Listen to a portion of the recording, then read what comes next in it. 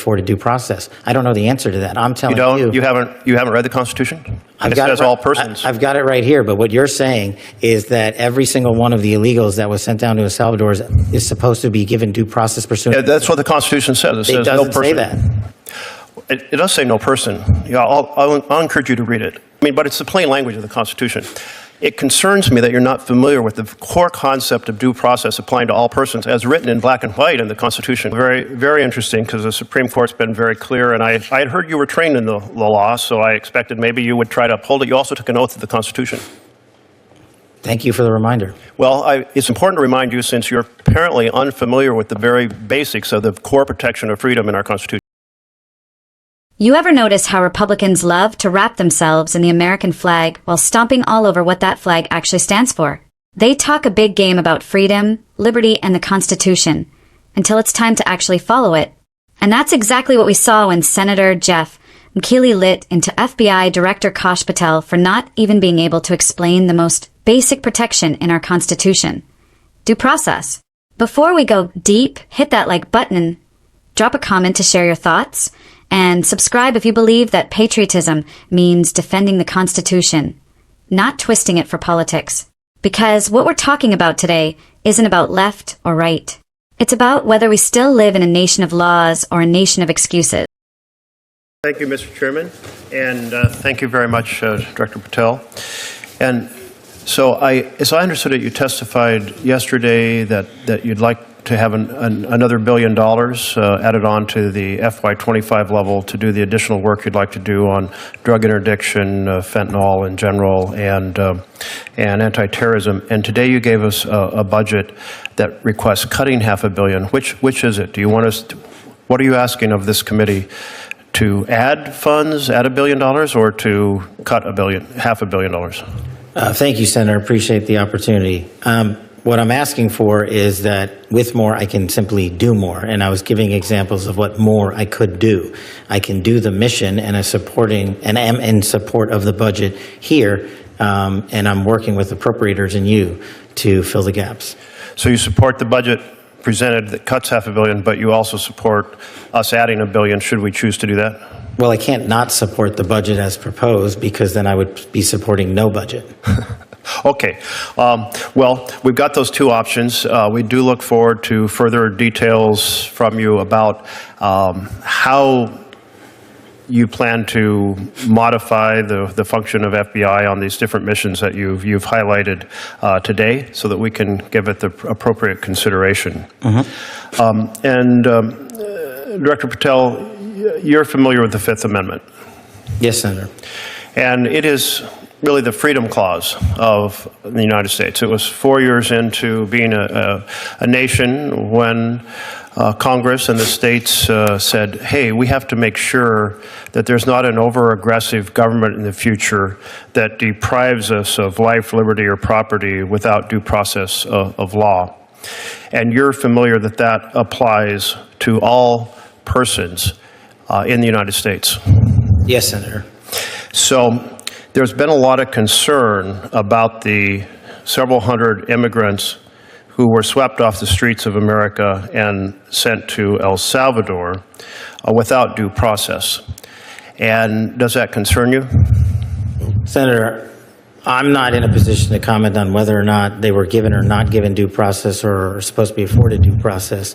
All the FBI did, and all the FBI will continue to do, is arrest those that have violated the law. Okay, but to arrest, you have to investigate. Have you launched an investigation of this violation of the Freedom Clause of the U.S. Constitution? Senator, I don't know that I agree with your characterization. Well, that was my first question, whether or not you agree with the Fifth Amendment and are prepared to defend it. It is your job to investigate crimes. Yes, I agree with the Fifth Amendment. I agree with the entire Constitution, and the men and women at the FBI decide. So are you going to launch an investigation of the reported violation of the due process of several hundred individuals? Again, Senator, it's not for me to call the balls and strikes on it. The men and women at the FBI who are trained to open investigations will make those calls. So you have no influence over whether an investigation is opened? I have influence over it, but you're asking me a constitutional question. I'm not a constitutional scholar. Well, it's actually not it's a question also of law. But your position is that every one of those individuals is by constitutional right afforded due process. I don't know the answer to that. I'm telling you. You haven't read the Constitution? It says all persons. I've got it right here, but what you're saying is that every single one of the illegals that was sent down to El Salvador is supposed to be given due process pursuant. Yeah, that's what the Constitution says. It doesn't say that. It does say no person. Yeah, I'll encourage you to read it, because it's also been affirmed by the Supreme Court repeatedly. In the case of Miranda versus Arizona, held the right of all individuals, regardless of citizenship status. The Supreme Court in Reno versus Flores. But it's the plain language of the Constitution.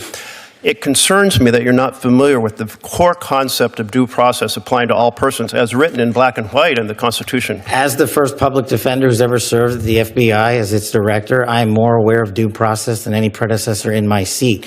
You are delineating between removal proceedings and criminal acts. My job is to investigate criminal acts. That's what we do. You are aware that the Fifth Amendment refers to taking away liberty, and when people are arrested on the street, detained and sent out of the country, that their liberty has been taken away. Senator, that is a constitutional question that you are asking me to answer. It's not for me to answer. The question has already been answered by the Supreme Court that they're protected. Therefore, it's a violation of law, and it's your responsibility to open an investigation. And you're saying today you will not do so? I am not the agency involved in removal proceedings. That is a different branch of government. So if an agency other than the FBI violates the law and the Constitution, you will not investigate because it's a different agency? I will investigate every violation of law. Well, you have, but you just said you're not investigating. No. You and I are in disagreement on what is a violation of law. I have yet to hear from the Supreme Court your position as you have adjudicated it. Well, very, very interesting, because the Supreme Court's been very clear, and I had heard you were trained in the law, so I expected maybe you would try to uphold it. You also took an oath to the Constitution. Thank you for the reminder. Well, it's important to remind you, since you're apparently unfamiliar with the very basics of the core protection of freedom in our Constitution. What I am familiar with is protecting the American public, and that's what Let me close with one question, Mr. Chairman. Will you make sure that due process in every action of the FBI is completely honored under your time as director? Will I ensure that due process is followed? Yes. Under the Constitution? Completely. Send that message throughout the FBI that due process must be followed, is constitutionally required. Make sure that it's done under your direction. Sure. Great. Thank you. Now let's get to it. In this recent Senate hearing, Senator Jeff Mkeley, a man who clearly still believes in the moral power of the Constitution, asked Patel, a man leading the most powerful law enforcement agency in America, about one simple thing: the Fifth Amendment, the right that says, "No person shall be deprived of life, liberty, or property without due process of law." That's not just legal jargon. That's the foundation of American freedom. The principle that the government doesn't get to throw you in a cage, deport you, or take your life or property without fair process. That's the beating heart of the Bill of Rights. And yet, the man sitting at the top of the FBI couldn't give a straight answer about it. Patel dodged, stammered, and at one point said, "I'm not a constitutional scholar." And I've got to tell you, that line right there should make every patriot in America pause. Because the head of the FBI shouldn't need to be a constitutional scholar to understand due process. It's literally his job to uphold it. Let's be clear about what Mkeley was asking. He wanted to know why several hundred immigrants, people living on American soil, were reportedly rounded up and sent to El Salvador without any hearing, without any chance to defend themselves. That's not an administrative error. That's a potential constitutional violation. And Mkeley asked, quite rightly, "Are you investigating this?" Patel's response? Essentially, "Not my problem." He hid behind bureaucratic doublespeak, claiming it wasn't for him to call balls and strikes on constitutional issues. But here's the thing. When the government starts removing people from this country without due process, that's not a theoretical question. That's a crisis. That's the exact kind of abuse the Fifth Amendment was written to prevent. And here's where the hypocrisy of the right comes into full view.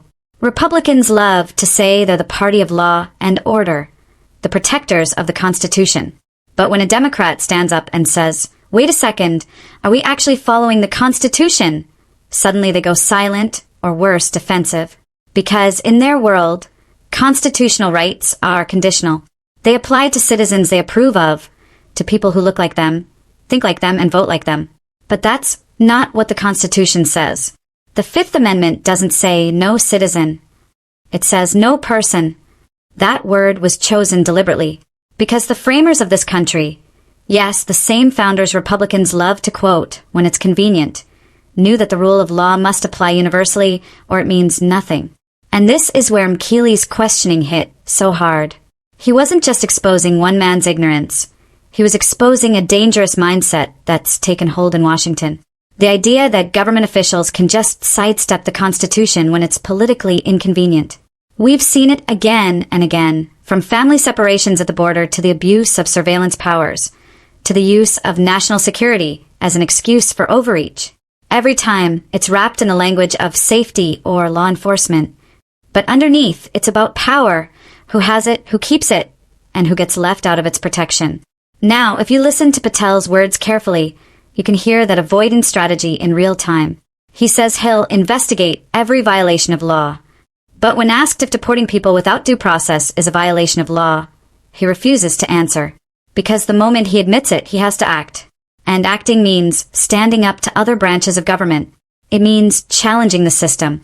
It means showing moral courage. And that's what's missing. Because this isn't about whether someone's a Democrat or Republican. It's about whether the people running our institutions have the backbone to defend the principles that make America America. Let's talk about the broader implications. If the FBI director can shrug off due process, what's next? What happens when the same justification is used against citizens? When someone says, well, this protester doesn't deserve rights, or this journalist is a threat to national security. That's how democracies crumble, not all at once, but inch by inch, under the weight of bureaucratic cowardice.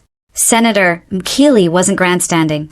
He was doing what every public servant should be doing, holding power accountable to principle. And what's terrifying is how rare that's become. The GOP has spent decades selling the myth that patriotism means obedience, that questioning authority is somehow un-American. But let me tell you, as a proud liberal and a patriot, real love of country means demanding better from it. It means speaking up when those in power betray their oath. It means knowing that the Constitution doesn't belong to a party, it belongs to the people. And what we saw in that hearing was a moment of truth. Mkeley reminded Patel and the entire country that the Constitution isn't optional. It's not a suggestion or a prop to wave around during speeches. It's a binding promise between the people and their government. When Patel said, I have it right here, holding up a copy of the Constitution, that was symbolic in the worst way. Because holding the document doesn't mean you understand it. Reciting it doesn't mean you believe in it. The question is, do you live by it? Do you enforce it when it's hard? When it's inconvenient? When it forces you to confront your own government's failures? That's the test of leadership. And Patel failed it. This is why progressives, liberals, and true constitutional conservatives alike need to pay attention. Because if we let this slide, if we normalize leaders who can't or won't affirm due process, then we're paving the road towards something darker. When one group's rights are denied, everyone's rights are at risk. The Constitution isn't a partisan document. It's a moral one, and defending it should never depend on who's in power. So what can we do? First, stay informed. Don't tune out hearings like this because they sound procedural. They reveal the character of our leaders. Second, demand accountability. Call your representatives. Ask them where they stand on due process, on immigration, on constitutional protections for all, not just citizens. And third, support those who show courage like Senator Mkeley did. Because without people like him, willing to challenge authority in real time, the system collapses under its own hypocrisy. Look, I know it's easy to feel cynical, to think none of this matters. But it does. So, if you believe that justice isn't partisan, if you believe that America's strength lies in its commitment to fairness and equality under the law, then stay engaged. Like this video, share it, drop your thoughts in the comments, and subscribe for more deep dive political commentary that cuts through the noise.